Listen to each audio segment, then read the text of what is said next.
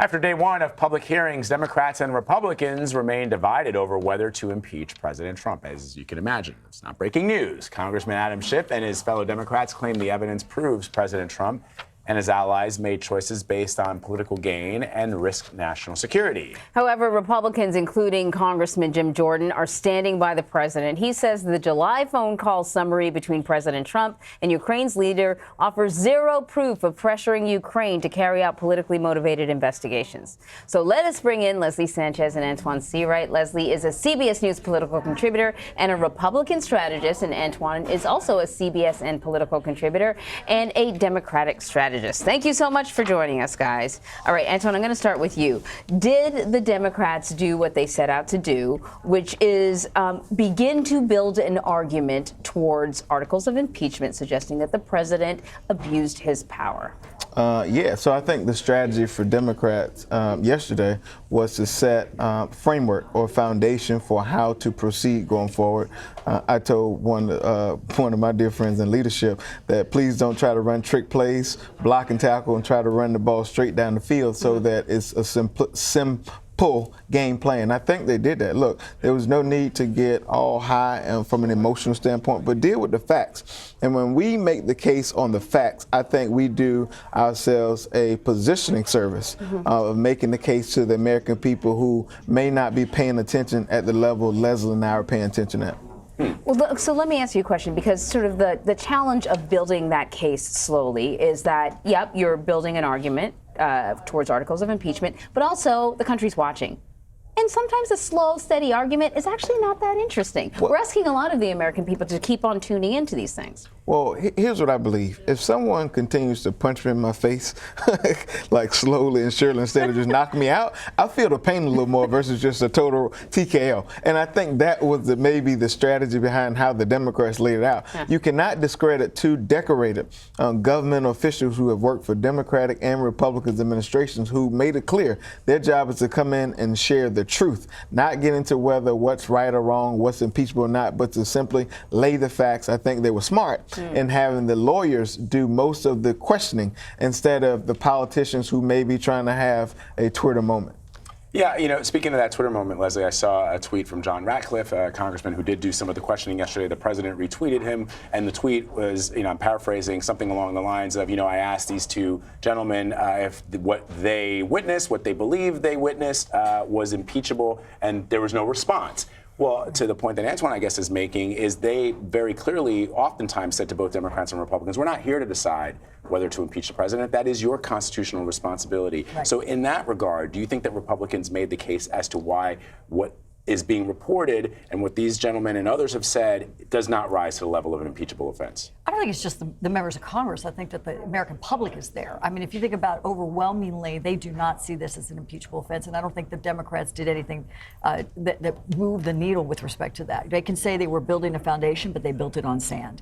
It's consistently shifty. There's not strong foundational support, nor an appetite for what you saw. And it's the question, like, was the call like poor judgment? Was it the president's cadence? Did he, you know, there's so much gray area in that. So that's the first question that needs to be answered. The second question, is it an impeachable offense? The Democrats are going to argue regardless of what the evidence is. That's what the Republican pushback's always been. They already made a determination before they heard the testimony. And that's why I think you have so many people turned off or already calcified in their position. Well, make no mistake, Democrats are already going to go to their corner. Republicans the same thing. No one can argue that from the beginning of this process, Republicans did a great job of trying to taint the process, of trying to, I think, put water on the facts and pour water on the process. So you had that. But also, I think Castro made the most important point out of any member who questioned yesterday when he said, setting a precedent going forward, are Republicans going to say it's okay for a Democrat or Republican in future examples or elections to ask a foreign entity to dig up dirt on their political opponent? Now, Leslie, you may argue that's not what the president did, but Democrats and Republicans have argued that he did. So the question is whether they embrace it, whether it's right or wrong. We went from no quid pro quo to, oh, that's not an impeachable offense. It's not quid pro quo. And the president, look at the president this way. And the Democrats want to say that's what it is. And people don't buy that. They can keep selling their wares, but the American public's not buying that. The second part is I'm not agreeing with the way the president's style, but think about the convention when he's like, if you Russia, if you have the emails, come forward. The president has just an unorthodox is a very nice euphemism for his approach in governance and his approach in kind of outlining either corruption or digging up dirt on his political foes. I think the way this appears, where he's doing it, and now it looks like it's under the rubric of the 2016, but really the 2020 election, is the problematic side of this. And the president, and I don't think the Republicans have answered that, but on the merits of what we're talking about, it doesn't stand to the level of impeachment. The Republicans are sort of arguing that these two gentlemen, as dedicated public servants as they have been, they didn't talk to Giuliani, they didn't talk to the president. They're basically interpreting what other people have said about what the policy may or may not have been. And so, I heard that argument, and I'm keeping in mind that the idea is to also influence the American people, right, win them over. But then I think, moving forward, I don't know what the Republicans are going to do. Moving forward, we're going to have the staff member, Ambassador Taylor, staff member, who kind of overheard that conversation. We're going to have ambassador to the European Union, Sondland. And then you'll have Lieutenant Colonel Vindman sitting there in his dress blue uniforms with his Purple Heart, testifying before members of Congress as they try to tear down what he heard. He was on that call. It's going to be harder for the Republicans to just dismiss the witnesses that we're going to be hearing from in the very near future. Right. There wasn't an effort to dismiss the testimony from yesterday. I mean, people say career State Department.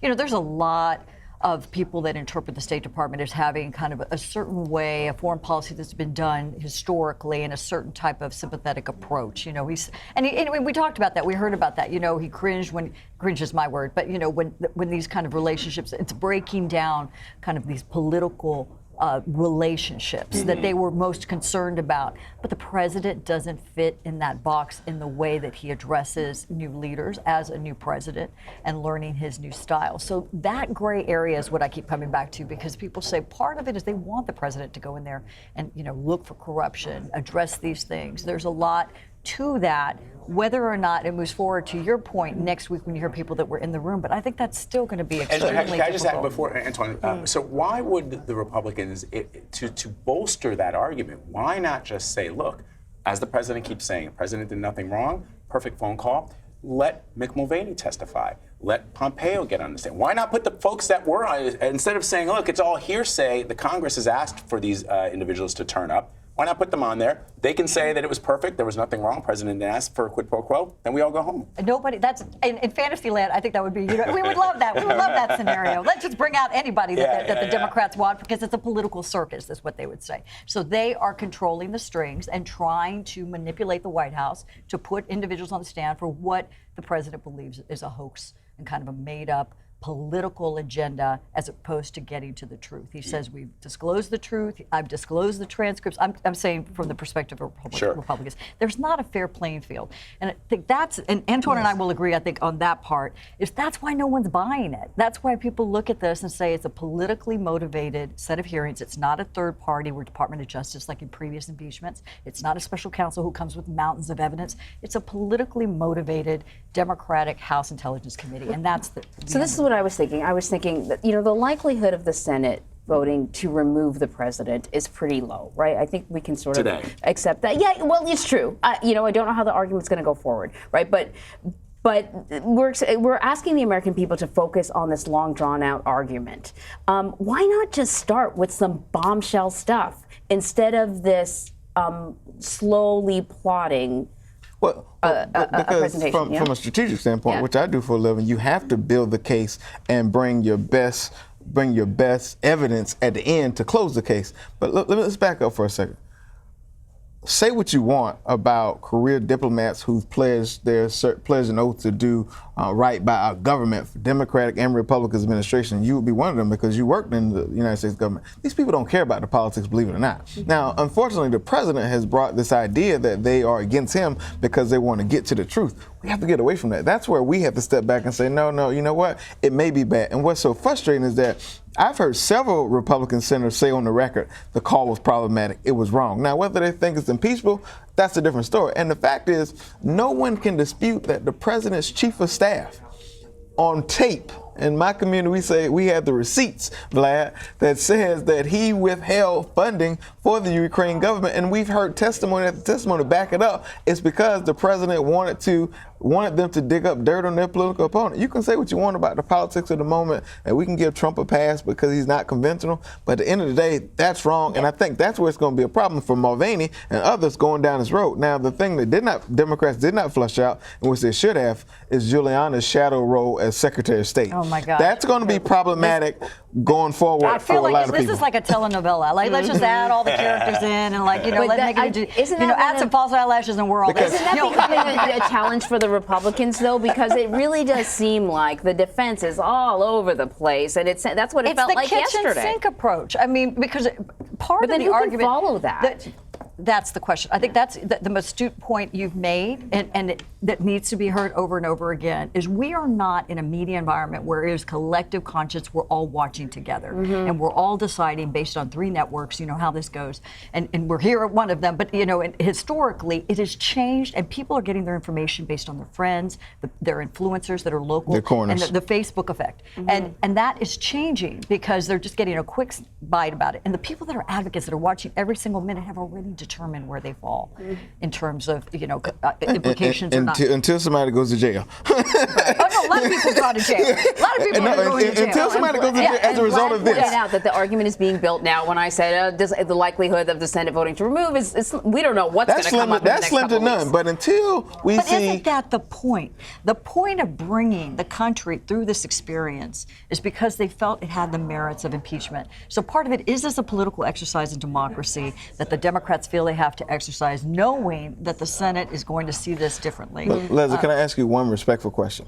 Yes. Do you think Democrats could just press the ignore button with all of the information they have in the case they're presenting? Do you think they can just, from the idea of doing their sole duty and responsibility, do you think they can just say, oh, well, it's bad, but we just can't do anything with it? Okay, if I were advising the Democrats, I would have said, come on, Democratic strategist. There you go. The handy, I'll send you the bill. But the handy part of this, I would have taken all the political grandstanding out of it, and that's just almost impossible, even on the Republican side, if roles were reversed. I would have let the counselors ask their questions and remove to the highest extent this political circus that we're in right now. Because then as soon as they hear all of the leadership and all of the Democrats going on their traditional talking points, it turns everybody off. Everybody goes to their corners, and the game is over. And that's what they miss. That's what they miss. So this is such a fascinating. But can I just say one more thing, Vlad? Okay, real quick. But we're all going to get fired with the producers. If politicians didn't say anything yesterday, Castro's point would have never been put into the atmosphere. Castro's point was extreme, and I like Castro. It was important. Texas, a neighbor, but it was important. We can't just allow holistically. It's yes, important, it's very important. but I don't think it's in the context of this. This is a good discussion. Very good discussion, guys. Antjuan Seawright, Leslie Sanchez, thank you so much. Thank you. So public testimony will continue tomorrow, which means you'll probably hear more from Leslie our pair here. Yes, that's right. CBSN has you covered. Vlad and I will be here with a team of correspondents and experts for live coverage. That's all going to start half hour earlier than usual at 8:30 Eastern. We need a name for this telenovela that Leslie suggested. There will also be a special edition of Red and Blue tomorrow at 5 p.m. Eastern to break down all of the day's events.